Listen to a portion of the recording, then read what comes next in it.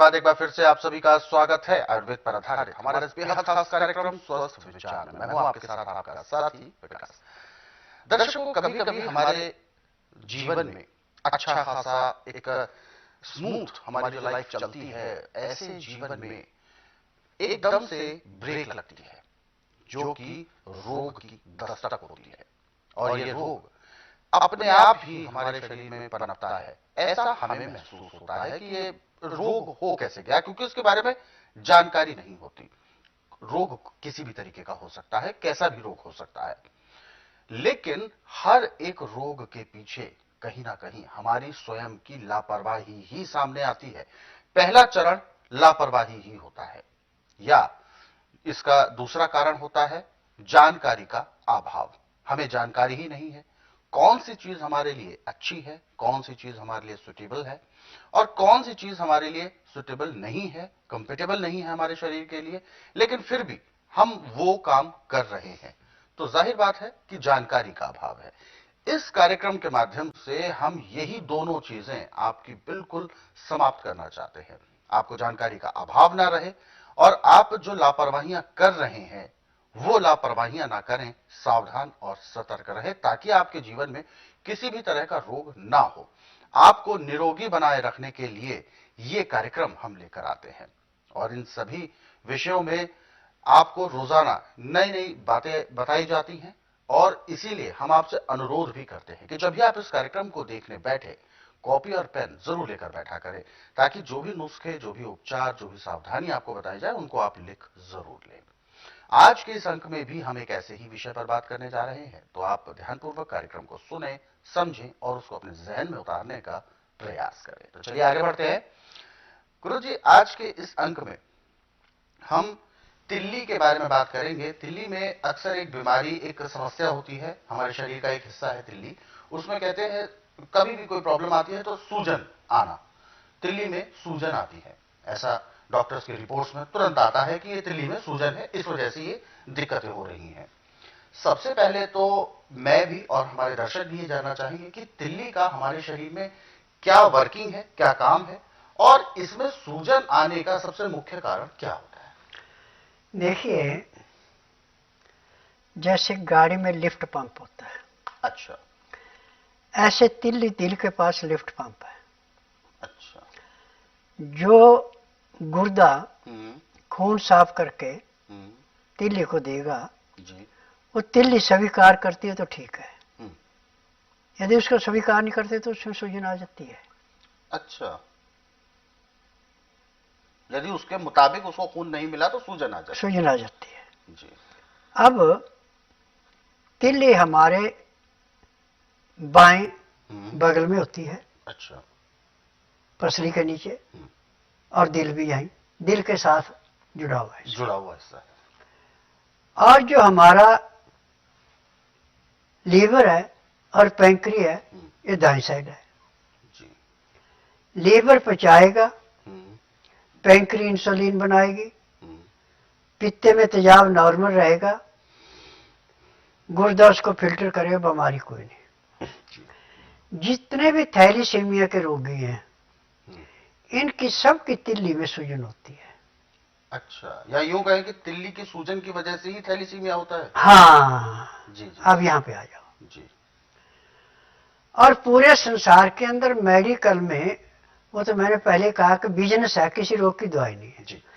और जो दूसरे आदमी का खून चढ़ाते हैं, इससे उसको साइड इफेक्ट भी बहुत पड़ते हैं। अच्छा, और कई फिर तिल्ली निकाल के फेंक भी देते हैं, फिर वो सारी उम्र खा पी नहीं सकता ढंग से, उसको हमेशा उबला हुआ मिलेगा। अच्छा, चिकनाहट तो उसको बिल्कुल नहीं चाहिए। जी, जी, जी। अब तिल्ली का उपचार पूरे संसार के अंदर मेडिकल साइंस में, आयुर्वेद में, यूनानी में, होम्योपैथी में बिल्कुल नहीं है। दवाइयों के सहारे उसको चलाते हैं, परंतु स्वस्थ उपचार एकमात्र आश्रम ऐसा कि इसमें तिल्ली का उपचार भी 1 ही महीने का है। ऐसे तो लीवर की और तिल्ली की दवाई एक ही है। यदि लीवर अच्छा नहीं पचा रहा है तो तिल्ली तो खून को स्वीकार करेगी नहीं।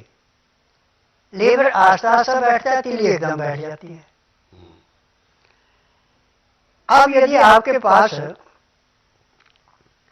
मौसम के अनुसार खीरा है, ककड़ी है, गाजर है, मूली है, शलगम है, आप इनको खा रहे, आपकी तिल्ली में कोई नुक्स पड़ ही नहीं सकता।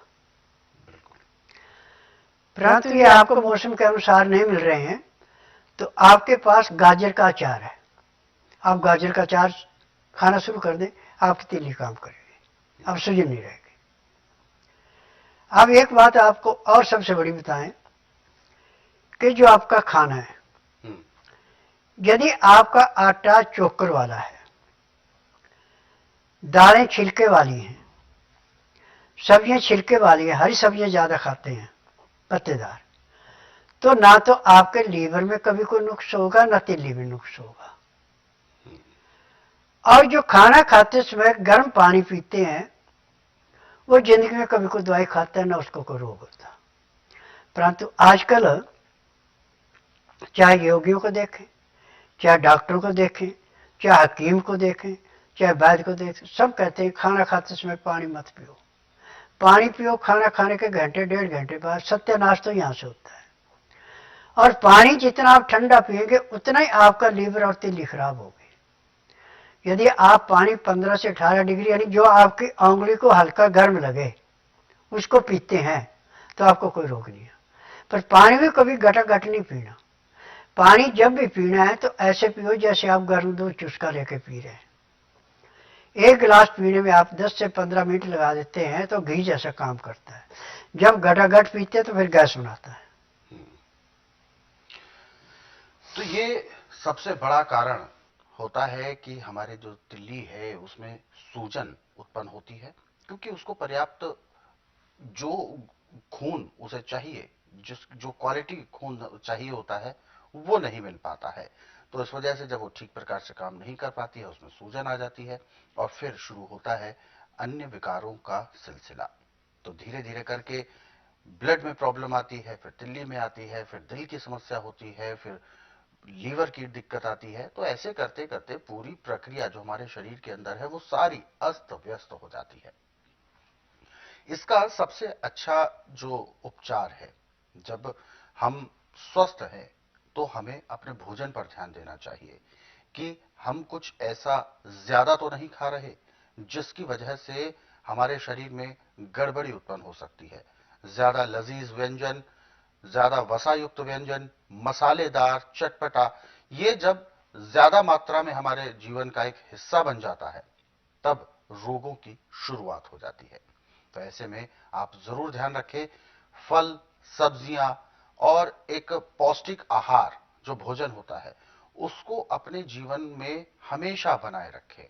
बहुत ज्यादा तला भुना, इस तरीके का मसालेदार, ये सब चीजों को आप दूर रखें, इन सब चीजों को अपने आप से। कभी कभी आप यदि इन चीजों का सेवन करना चाहते हैं तो आप कर सकते हैं, लेकिन इसको हिस्सा मत बनाएं। और यदि तिल्ली में ऐसी कोई प्रॉब्लम आ भी जाती है, डॉक्टर्स के माध्यम से कहा जाता है कि तिल्ली में सूजन आई है, तो उसके लिए कई प्रकार के उपचार, जैसे कि गुरुजी ने बताया, शुरुआती दौर के उपचार तो आप कर सकते हैं जिससे आप थोड़ा बहुत रिलीफ अपना महसूस कर सकते हैं। लेकिन जब परेशानी ज्यादा बढ़ चुकी हो तो ऐसे में आपको घबराना नहीं है, निराश नहीं होना है। इसके लिए आप स्वस्थ विचार आश्रम आकर अपना उपचार भी करा सकते हैं।